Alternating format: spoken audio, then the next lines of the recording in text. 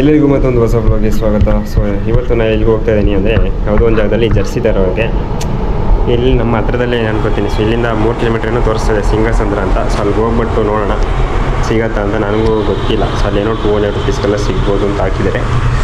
So ಬನ್ನಿ, ಗಾಡಿ ಇದೆಯಲ್ಲ, ಸೊ ಹಂಗೆ ಹೋಗಿ ಬರೋಣ ಅಂತ. ಸೊ ಫೈನಲಿ ತಗೊಂಡು ಹೋಗ್ತಾ ಇದ್ದೀನಿ. ನಾನು ಒಳಗಡೆ ಜಾಸ್ತಿ ವೀಡಿಯೋ ಮಾಡೋಕ್ಕೆ ಹೋಗಿಲ್ಲ. ಸೊ ಬಂದಂಗೆ ಇವತ್ತೇ ನನ್ನ ಪ್ರಕಾರ ಸ್ವಲ್ಪ ಈಸಿ ಇದ್ದಿದ್ದು. ಅಂದರೆ ಬಂದಂಗೆ ನೋಡದೆ ತಗೊಂಡೇ ಆಯಿತು. ಕೀಯಲ್ಲಿಟ್ಟನಪ್ಪ. ಸೊ ತುಂಬ ಕಮ್ಮಿ ರೇಟ್ ಕೊಡ್ತಿದ್ದಾರೆ. ಒಂದು ಜರ್ಸಿ ಒಂದು ಶಾರ್ಟ್ಸ್ ತೊಗೊಂಡೆ 200 ರೂಪೀಸ್ ಅಷ್ಟೇ. ನಾನು ಸಿಂಗಲಾಗಿ ತೊಗೊಳ್ಳೋದಾದರೆ 150 ಅಂತಿದ್ದಾರೆ. ನಾನು ಬಲ್ಕಲ್ಲಿ ತೊಗೊಂಡು ಅವರು ಆರಾಮಾಗಿ 100 ರೂಪೀಸ್ಗೆ 120ಗೆಲ್ಲ ಕೊಡ್ಬೋದು. ನೀವು ಬಲ್ಕಲ್ಲಿ ತೊಗೊಂಡು ಇದು ಮಾಡೋದಾದರೆ ಒಳ್ಳೆ ಆಫರ್ ಇದು. ಅಂದರೆ ಚೆನ್ನಾಗಿದೆ ಜರ್ಸಿ ಕ್ವಾಲಿಟಿ. ಓಕೆ,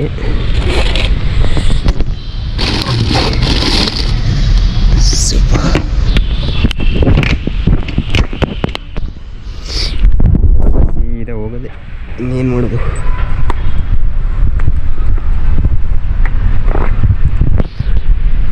ಸೊ ಬೇರೆ ಏನೋ ಇತ್ತು, ನಾನು ನೋಡೋಕ್ಕೆ ಹೋಗಲಿಲ್ಲ. ಸೊ ಇವಾಗ ಅಷ್ಟು ಅಮೌಂಟ್ ಇಲ್ಲ, ಮತ್ತು ಅವ್ರ ಹತ್ರ ಜರ್ಸಿ ಸ್ಟಾಕು ಜಾಸ್ತಿ ಇಲ್ಲ.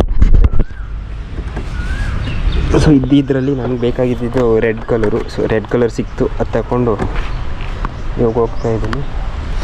ಶಾರ್ಟ್ಸ್ ಅಷ್ಟೇ ಒಂದು ಬ್ಲೂ ಕಲರ್ ಬೇಕು ಅಂತಿದ್ದೆ. ಸೊ 2 ಸೇರಿಸಿ ಇಲ್ಲೇ ಸಿಕ್ತು. ಸೊ ಅಷ್ಟೇ, ಕಾಣಿಸ್ತಾನೆ ಇಲ್ವಲ್ಲ ಮುಖ. ಸೊ ಅಲ್ಲಿಗೆ ಹೋಗಿ ಬಂದವನು ಸೀದಾ ಎಲ್ಲಿಗೆಲ್ಲೋ ಹೋದೆ. ಅಂದರೆ ಒಂದು ಸಾಕ್ಸ್ ತಗೊಳ್ಳೋಣ ಅಂತ ಫುಟ್ಬಾಲ್ ಆಡೋದಕ್ಕೆ.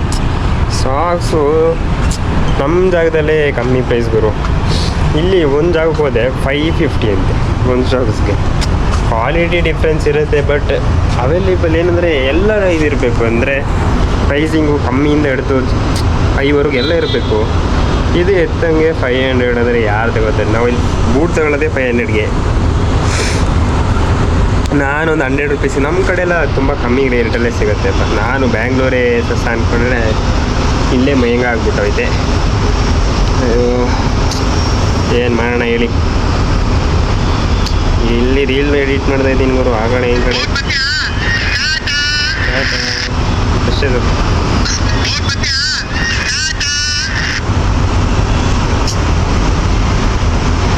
ಏನು ಇಷ್ಟೊಂದು ಕಷ್ಟ ಇದೆಯಾ?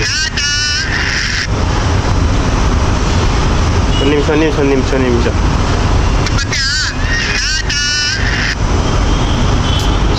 ಯಾಕೋ ರಾಮ ಹುಡುಗರು ಎಕ್ಸ್ಪೋರ್ಟು. ಅದು ಎಕ್ಸ್ಪೋರ್ಟ್ ಆಗಲಿ ಅಷ್ಟೇ. ಸೊ ಅಲ್ಲಿಗೆ ಹೋಗಿ ಬಂದವನು ಸೀದಾ ಬಂದು ಒಂದು ಕಬ್ನಾಲ್ ಕುಡಿದೆ.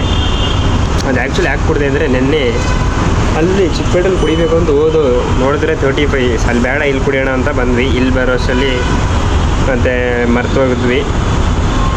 ಇವಾಗ ಯೋಚನೆ ಬಂತು. ಸೊ ಅದಕ್ಕೆ ಇವತ್ತು ಹೋಗಿ 20 ರೂಪೀಸ್ ಕುಡಿದೆ. ಚೆನ್ನಾಗಿತ್ತು. ಅದು ಬಿಟ್ಟರೆ ತೋರಿಸಿದ್ನಲ್ಲ ಆಗಲೇ. ಸೊ ಒಂದು ಶಾರ್ಟ್ಸು. ಸೊ 2 ಸೇರಿ 200 ರೂಪೀಸ್ ಆಯಿತು ಅಷ್ಟೇ. ಸಾಕ್ಸ್ ತಗೊಂಡಿಲ್ಲ ಸದ್ಯಕ್ಕೆ. ಇರೋ ಸಾಕ್ಸಲ್ಲಿ ಹಾಕ್ಕೊಂಡು ಇವಾಗ ನಾಳೆ ಆಟಾಡಕ್ಕೆ ಹೋಗ್ತೀನಿ. ಓಕೆನಾ? ಬರ್ತಾರೆ ಅವರು ಎಲ್ಲ ಟ್ಯೂಸ್ಡೇ ಬರ್ತಾರೆ. ಬಟ್ ನೋಡೋಣ, ಬರ್ಬೋದು, ಬರ್ದೇನೂ ಇರ್ಬೋದು. ಬಟ್ ನಾನಂತೂ ಹೋಗ್ತೀನಿ ಅಂತ ಇದ್ದೀನಿ. ಇವತ್ತಿಲ್ಲ, ನಾಳೆ ಈವ್ನಿಂಗು. ಸೊ ನನಗೆ ಜರ್ಸಿ ಶಾರ್ಟ್ಸು ಅಂದರೆ ಜರ್ಸಿ ರೆಡ್ ಕಲರ್ ಬೇಕು ಅಂತ ಇದ್ದಿದ್ದಕ್ಕೆ ಹಿಂಗೆ ತಗೊಂಡೆ.